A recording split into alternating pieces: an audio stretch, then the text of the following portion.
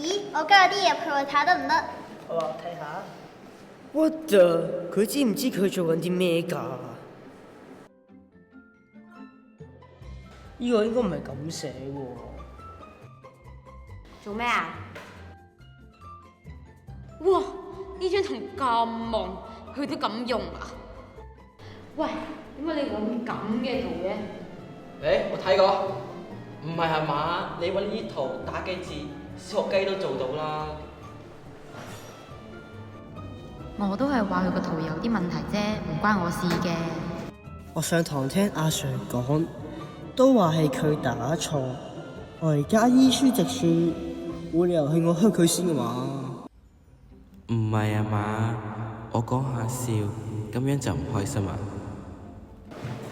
其實任何語言動作都有機會影響別人嘅情緒同埋感受，造成精神狀態不良。任何人都有壓力大、情緒低落嘅時候。香港心理衛生會建議唔好忽視心理健康，及早尋求專業輔導，同負面情緒講拜拜，珍惜自己，及早發聲。